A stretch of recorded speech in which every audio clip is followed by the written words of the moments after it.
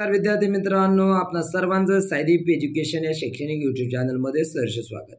18 मार्च 2024 रोजी झालेला science part फर्स्टच्या question पेपरची संपूर्ण आन्सर की आपण थोडक्यात या ठिकाणी पाहणार आहोत. तरी आपण कोणी नवीन असाल तर या चॅनलला सर्वप्रथम सबस्क्राईब करायला विसरू नका.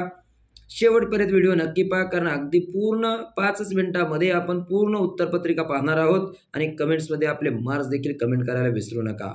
अतिशय सोपा पेपर गेलेला आहे. आपण प्रॅक्टिस रिव्हिजनमध्ये आपण सर्व क्वेश्चन आन्सर घेतले होते, त्यापैकी बऱ्यापैकी IMP पडलेले आहेत. पहा विद्यार्थी मित्रांनो, first MCQ correct answer is joule. Second MCQ correct answer is refraction of light. Third MCQ correct answer is COOH. Fourth MCQ convex. Fifth MCQ tinning. Next objectives: smallest size helium, calcium carbonate CaCO3, calorimeterचा use measuring the heat, ethane C2H6. त्यानंतर या ठिकाणी match the pH, refractive index of the water 1.33. त्यानंतर give the reason. आपण काल 10 give the reason केलेले होते, त्यापैकीच 2 गिव द रिझन आलेले आहेत. म्हणजे अतिशय सोपा गेलेला असणार आहे पेपर आपणा सर्वांना, बरोबर ना. नेक्स्ट क्वेश्चन डोबेरायनस लॉ आणि एक्झाम्पल दिलेला आहे. लॉ आपण तुम्ही लिहिलाच असेल.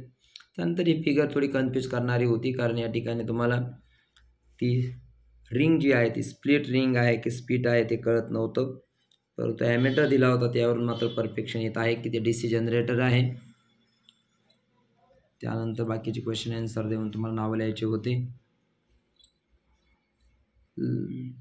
सॅटेलाइट लॉन्च व्हेकलची व्याख्या विचारलेली होती. Definition: rocket use to carry an artificial satellite to a desired height above the earth surface and then project it with a proper velocity so that the satellite orbits the earth in the desired orbits is called as launch vehicle.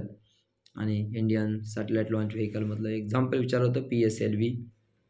Free फॉलची definition द्यायची होती आणि ते कधी possible आहे तर in vacuum. त्यानंतर थोडंसं numericals होते. त्यानंतर या ठिकाणी पॅरेग्राफ बऱ्याच दिवस असा क्वेश्चन पडलेला नव्हता, परंतु आपण लेक्चरमध्ये बोललो होतो की असे क्वेश्चन पडत असतात आणि म्हणून आपण 3-4 पॅरेग्राफ केलेले होते, त्यापैकीच हा एक पॅरेग्राफ पडलेला आहे. आपण सर्वांनी क्वेश्चन आन्सर व्यवस्थित फिलिंग द ब्लँक्स केल्या असतीलच, म्हणूनच पटकन कमेंट्समध्ये मार्क्स कमेंट करा.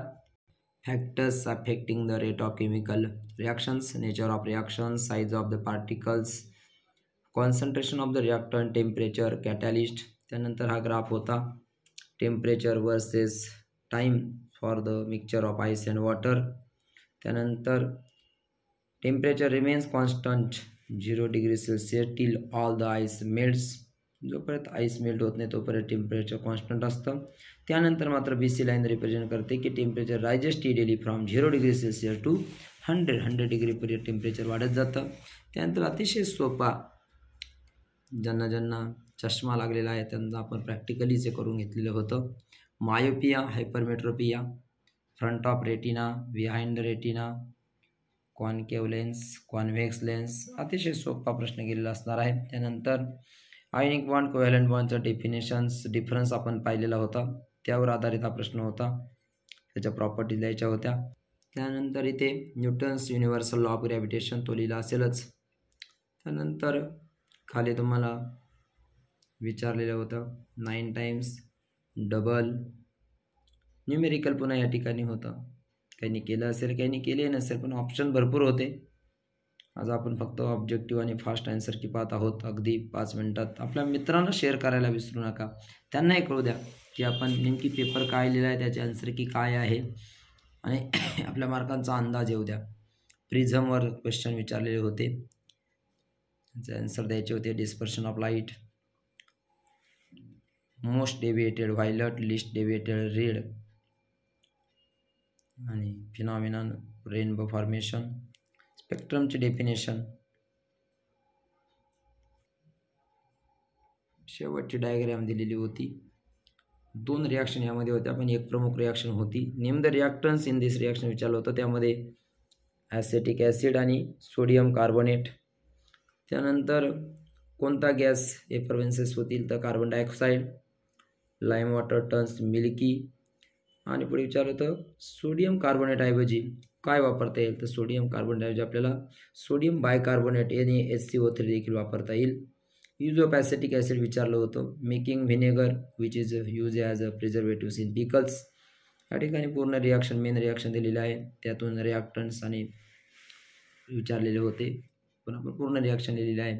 अशा पद्धतीने अतिशय सोपा पेपर आपल्याला गेला असणार आहे विद्यार्थी मित्रांनो. म्हणून लाईकही करा, कमेंट्स करा आपले मार्क्स मिळालेले, आणि आपल्या मित्रांना शेअर करा आणि चॅनलला सबस्क्राईब करायला विसरू नका, कारण अतिशय महत्त्वाचे इयत्ता 10वीचे अपडेट्स आणि ॲन्सर कीज आणि लेक्चर आपण या चॅनलवर घेत असतो. म्हणून आपल्या मित्रांनाही शेअर करा.